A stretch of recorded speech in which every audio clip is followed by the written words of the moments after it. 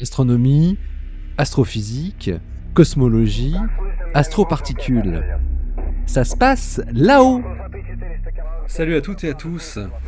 Une équipe d'astrophysiciens a pu estimer la masse du grand nuage de Magellan, ce qu'on appelle le LMC, en utilisant la cinématique de 30 amas globulaires de la galaxie naine. Ils ont effectué cette mesure en combinant les mouvements propres mesurés avec le télescope Hubble et le télescope Gaia. Ils publient leur étude dans The Astrophysical Journal. Le grand nuage de Magellan est la plus grande des galaxies naines en orbite autour de la Voie lactée. Elle est si grande, en fait, que le nom de galaxie naine est un peu abusif. La masse est une quantité fondamentale de tout système stellaire. La quantité totale de masse et sa répartition déterminent le comportement du système et la manière dont les étoiles à l'intérieur se déplacent. La masse est aussi un point de référence.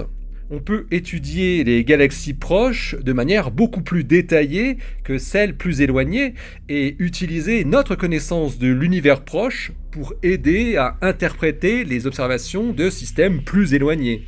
La masse est ainsi une caractéristique couramment utilisée pour comparer et connecter des systèmes proches et éloignés. La masse de la galaxie voisine Andromède, M31, est du même ordre de grandeur que celle de la Voie lactée, bien que peut-être légèrement plus grande. La plupart des galaxies naines de notre galaxie et de M31 ont une masse inférieure de plusieurs ordres de grandeur, fournissant un point de référence de masse très différent. Il existe quelques galaxies locales qui se situent entre les deux extrêmes. Il s'agit, par ordre de masse décroissant, de M33, du LMC donc, M32, et puis le petit nuage de Magellan, le SMC. M33 et M32 sont à peu près à la même distance que M31, ce qui limite les détails avec lesquels on peut les étudier, à la fois en termes de précision et de type de données. Le LMC et le SMC sont beaucoup plus proches, cette paire de galaxies étant probablement liées lors de leur première chute dans la Voie lactée. Le LMC est environ un ordre de grandeur moins massif que notre galaxie, et le SMC est encore un ordre de grandeur moins massif. Le LMC est particulièrement intéressant car il est suffisamment massif pour avoir un effet significatif et observable sur la Voie lactée. Laporte et collaborateurs ont par exemple montré en 2018 que la déformation du disque de la Voie lactée pouvait être entièrement expliquée par une interaction du LMC. Garavito Camargo et collaborateurs ont quant à eux montré en 2019 que le LMC devrait laisser un sillage clair lors de son déplacement à travers le halo de la Voie lactée, vu à la fois spatialement et cinématiquement. Et Peterson et Penarubia ont montré en 2020 que le LMC pouvait déplacer le barycentre du disque de la Voie lactée, ce qui peut à son tour produire un mouvement réflexe dans le halo. Et puis, Hercal et collaborateurs avaient utilisé en 2020 des modèles d'équilibre pour montrer que le fait de ne pas tenir compte de l'impact du LMC sur la Voie lactée pouvait biaiser considérablement les estimations de masse de la Voie lactée. L'étendue de l'influence du LMC et le fait qu'il soit effectivement le seul responsable de certaines des caractéristiques de la Voie lactée dépendent de sa masse. Le LMC peut également influencer les flux stellaires dans le halo de notre galaxie. Droit et Majewski, en 2010, ont utilisé le flux stellaire du Sagittaire pour contraindre la forme du halo de la Voie lactée, et ils avaient trouvé des propriétés de halo inattendues dans un paradigme de matière noire froide, ce qui les avait amenés à conclure que cela pourrait être dû à l'influence du LMC. Alors comme la plupart des galaxies, le LMC serait dominé par la matière invisible, la matière visible ne représentant qu'une petite fraction de sa masse totale. Les astrophysiciens utilisent généralement la dynamique pour estimer la masse, en déduisant à la fois la quantité totale de masse et sa distribution, en observant soit le mouvement relatif du LMC et d'autres objets proches, soit en étudiant les mouvements des étoiles à l'intérieur. À ce jour, la plupart des études ont opté pour la première méthode. Mais Laura Watkins du Space Telescope Science Institute et ses collaborateurs ont utilisé la seconde méthode, et plus particulièrement les amas globulaires du Grand Nuage de Magellan.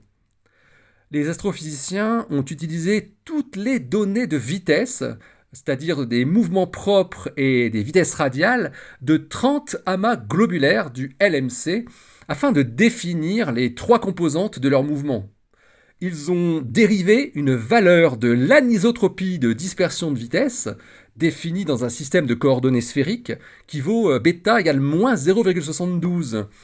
Et cette valeur négative de l'anisotropie indique que les vitesses tangentielles sont plus grandes que les vitesses radiales. Et ça, c'est cohérent avec le fait que les amas globulaires forment un système aplati avec un mouvement azimutal important autour du LMC. Et à partir de ces vitesses en 3 dimensions, des 30 amas globulaires, les chercheurs appliquent ensuite un estimateur de masse et mesurent une valeur de masse, comprise dans un rayon de 13,2 kg/sec, qui ne représente pas toute la galaxie, qui vaut 26,6 milliards de masses solaires, avec une incertitude de plus 4,2 et moins 3,6 milliards de masses solaires. C'est globalement cohérent avec les résultats d'études antérieures effectuées à partir de vitesses radiales des amas globulaires et d'autres traceurs.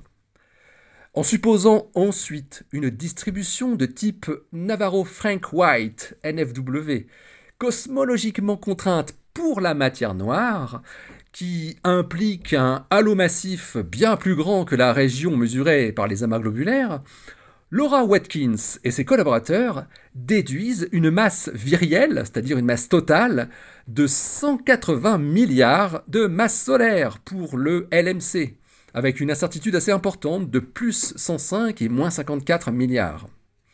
Alors bien qu'il s'agisse d'une extrapolation d'un peu plus d'un ordre de grandeur pour le rayon, parce que le rayon du halo est estimé par les chercheurs à 148 kg/sec, alors que la masse mesurée par le mouvement des amas globulaires ici est celle incluse dans 13,2 kg/sec, ce résultat est cohérent avec les estimations qui ont été publiées avec d'autres méthodes directement sensibles à la masse totale du LMC, dans les plages d'incertitude de chaque mesure, bien sûr. En considérant que la masse totale de la Voie lactée est de 1100 milliards de masses solaires, ce qui est la valeur encore couramment admise par la communauté astrophysique, ces résultats indiquent que le LMC aurait une masse d'environ 17% de la masse de la Voie lactée, ce qui en fait un contributeur significatif au potentiel gravitationnel du groupe local. En effet, Andromède ayant une masse totale de 1500 milliards de masses solaires et M33 environ 430 milliards, ça signifie que le LMC pèse 6% de l'ensemble du groupe local. Alors jusqu'à récemment, le manque de mesure de mouvement propre, c'est-à-dire les vitesses tangentielles dans le ciel, constituait un facteur très limitant dans notre capacité à réaliser ce type d'études. Mais aujourd'hui, grâce à Hubble et surtout à Gaia, les mouvements propres sont souvent plus facilement disponibles que les vitesses radiales, c'est-à-dire la vitesse dans la ligne de visée, ou même les distances. Watkins et ses collaborateurs précisent que les estimations de distance et de vitesse radiale comportaient souvent de grandes incertitudes. L'acquisition d'informations de plus en plus précises sur la distance et la vitesse radiale des amas globulaires du LMC devrait augmenter à l'avenir la précision avec laquelle on peut estimer la masse, à la fois en raison des plus petites incertitudes et aussi de l'augmentation de la taille de l'échantillon. L'article de Laura Watkins et ses collaborateurs a été accepté pour publication dans The Astrophysical Journal. Il porte le titre « La masse du Grand Nuage de Magellan déterminée à partir de la cinématique à 3 dimensions de ces amas globulaires ». Allez, d'ici la prochaine, portez-vous bien, restez bien les yeux vers le ciel et restez bien les pieds sur terre. Allez, salut!